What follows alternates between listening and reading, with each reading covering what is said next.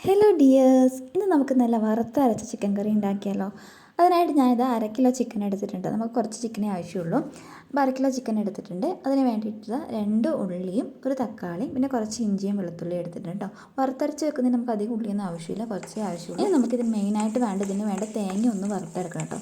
അപ്പോൾ അതിനായിട്ട് ഞാൻ ചീനച്ചട്ടിയിൽ കുറച്ച് മല്ലി ഇട്ട് കൊടുത്തിട്ടുണ്ട്. മല്ലി ഒന്ന് ജസ്റ്റ് ആ ഒരു വെളിച്ചെണ്ണയിൽ ഒന്ന് ചൂടാക്കി എടുക്കാം. അതിന് ശേഷം അതിലേക്ക് കുറച്ച് വെളുത്തുള്ളിയും പിന്നെ നമ്മുടെ തേങ്ങയും പിന്നെ കുറച്ച് കറിവേപ്പിലയും. ഈ സമയത്ത് നമുക്ക് കുരുമുളകും കൂടി അതിൻ്റെ കൂടെ വറുക്കാം കേട്ടോ. എൻ്റെ കയ്യിൽ കുരുമുളക് പൊടി ആയതുകൊണ്ട് ഞാനിപ്പോൾ ഈ സമയത്ത് ചേർക്കുന്നില്ല, ജസ്റ്റ് കറിയിലേക്ക് ഡയറക്റ്റായിട്ട് ചേർത്ത് കൊടുക്കുക ചെയ്യുന്നത്. അപ്പോൾ നമ്മുടെ മല്ലിയും തേങ്ങയും അതുപോലെ തന്നെ വെളുത്തുള്ളിയൊക്കെ നന്നായിട്ടൊന്ന് വറുത്തെടുക്കുക. തേങ്ങയ്ക്ക് നല്ല ബ്രൗൺ കളർ ആവുന്നവരെ വറുത്തെടുക്കണം കേട്ടോ.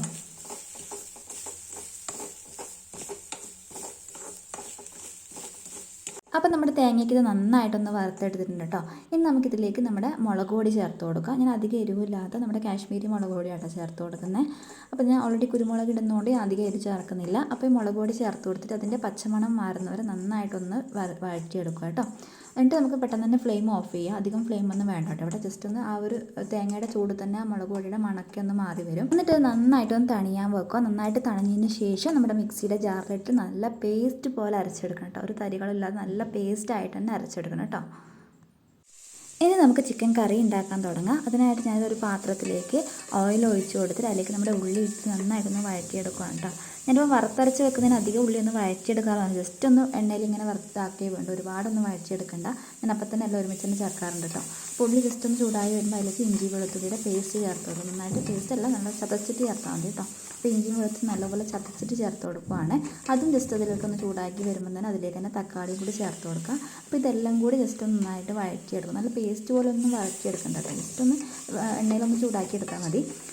അപ്പോൾ നമുക്ക് തക്കാളി കൂടി ചേർത്ത് നല്ലപോലെ ഒന്ന് വഴറ്റിയെടുത്തതിന് ശേഷം അതിലേക്ക് നമുക്ക് ചിക്കനും കൂടി ആഡ് ചെയ്ത് കൊടുക്കാം കേട്ടോ. ചിക്കൻ ആഡ് ചെയ്യുമ്പോൾ കുറച്ച് മഞ്ഞൾപ്പൊടിയും കൂടി ആഡ് ചെയ്ത് മഞ്ഞൾപ്പൊടിയും കുറച്ച് ഉപ്പും കൂടി ചേർത്തിട്ട് ചിക്കൻ നന്നായിട്ടൊന്ന് വേവിച്ചെടുക്കാം കേട്ടോ.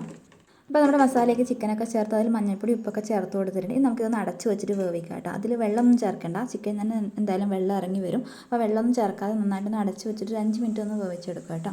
ജസ്റ്റ് തുറന്ന് നോക്കുമ്പോൾ തന്നെ നല്ലോണം വെള്ളം ഇറങ്ങി വന്നിട്ടുണ്ടാവും. ഇനി നമുക്ക് കുറച്ച് സമയം കൂടി ഇങ്ങനെ വേവിച്ചതിന് ശേഷം നമുക്കിതിലേക്ക് നമ്മൾ തേങ്ങ അരച്ചിട്ടില്ലേ, തേങ്ങ വറുത്തരച്ചത് ഇതിലേക്ക് ചേർത്ത് കൊടുക്കാം കേട്ടോ. അതിനുശേഷം ആവശ്യത്തിന് വെള്ളം കൂടി ചേർത്ത് കൊടുക്കാം. അപ്പോൾ നമ്മളിത് ചിക്കനിലേക്ക് നമ്മൾ തേങ്ങ വറുത്തരച്ച് വെച്ചതൊക്കെ ചേർത്ത് കൊടുത്തിട്ടുണ്ട്. അതിലേക്ക് ആവശ്യത്തിന് വെള്ളം കൂടി ചേർത്ത് കൊടുക്കുക. ഈ സമയത്ത് ചിക്കൻ്റെ ഉപ്പും കൂടി നോക്കുക കേട്ടോ. അപ്പോൾ ഉപ്പൊക്കെ ചേർത്തിട്ട് ജസ്റ്റ് ഒന്ന് തിളപ്പിക്കാൻ വെക്കുക കേട്ടോ. നമ്മൾ ഈ അരവൊക്കെ ഒന്ന് ജസ്റ്റ് തിളച്ച് വരണം. അതിന് ശേഷമാണ് നമ്മളിതിലേക്ക് കുരുമുളക് പൊടി അതുപോലെ തന്നെ ചിക്കൻ മസാലയും ചേർക്കുന്നത്. അപ്പോൾ ഞാൻ ജസ്റ്റ് ഒന്ന് അടച്ച് വെച്ചിട്ട് തിളപ്പിക്കട്ടെ കേട്ടോ.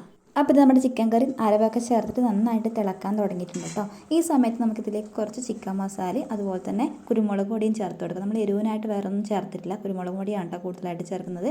അപ്പോൾ നമുക്കിതിലേക്ക് ഈ സമയം കുറച്ച് കുരുമുളക് പൊടി അതുപോലെ തന്നെ കുറച്ച് ചിക്കൻ മസാലയും കൂടി ചേർത്ത് കൊടുക്കാം കേട്ടോ. അപ്പോൾ നമ്മൾ ചിക്കനിലേക്ക് വേണ്ട മസാലകളെല്ലാം ചേർത്ത് കഴിഞ്ഞോട്ടെ. ഇനി നന്നായിട്ട് അടച്ച് വെച്ചിട്ട് ഒരു 15 മിനിറ്റൊക്കെ നന്നായിട്ടൊന്ന് കുക്ക് ചെയ്തെടുക്കാം കേട്ടോ. അപ്പോഴത്തേക്ക് ചിക്കൻ നന്നായിട്ട് വെന്ത് വരും. അപ്പോൾ നോക്കി അതിൻ്റെ മുകളിൽ ഇങ്ങനെ എണ്ണയൊക്കെ ഇങ്ങനെ തെളിഞ്ഞ് വരാൻ തുടങ്ങും കേട്ടോ. അതാണ് അതിൻ്റെ കറക്റ്റ് പാകം വരുന്നത്. ഇത് നോക്കി ചിക്കനൊക്കെ നന്നായിട്ട് വെന്തിട്ടുണ്ടാവും. അപ്പോൾ നമ്മൾ ഈ ഒരു സമയത്ത് നമുക്ക് അതിലേക്ക് വേണമെങ്കിൽ കുറച്ച് മല്ലിയില കൂടി ചേർത്ത് കൊടുക്കാം കേട്ടോ. അപ്പോൾ ചിക്കൻ ഏകദേശം നന്നായിട്ട് വന്നിട്ട് അതിൻ്റെ മുകളിൽ എണ്ണയൊക്കെ തെളിഞ്ഞ് വന്നിട്ടുണ്ട്. ഈ സമയത്തേക്ക് നമുക്ക് അതിലേക്ക് കുറച്ച് മല്ലിയിലയും കൂടി ചേർത്ത് കൊടുത്ത് നമ്മൾ ഫ്ലെയിം ഒന്ന് ഓഫ് ചെയ്യാം. അപ്പോൾ വളരെ സിമ്പിൾ ആൻഡ് ടേസ്റ്റി ആയിട്ടുള്ള വറുത്തരച്ച ചിക്കൻ കറി ഇവിടെ റെഡി ആയിട്ടുണ്ട്. വളരെ എളുപ്പമാണ് എല്ലാവർക്കും ഉണ്ടാക്കാൻ വേണ്ടിയിട്ട്. അധികം ഇൻഗ്രീഡിയൻസ് ഒന്നും നമ്മൾ യൂസ് ചെയ്തിട്ടില്ല, സാധാരണ എല്ലാ വീട്ടിലുള്ള സാധനങ്ങളാണ്. അപ്പോൾ എല്ലാവരും ഒന്ന് ട്രൈ ചെയ്ത് നോക്കുക. വീഡിയോസൊക്കെ ഇഷ്ടപ്പെടുകയാണെങ്കിൽ ചാനൽ ഒന്ന് സബ്സ്ക്രൈബ് ചെയ്ത് സപ്പോർട്ട് ചെയ്യുക. താങ്ക്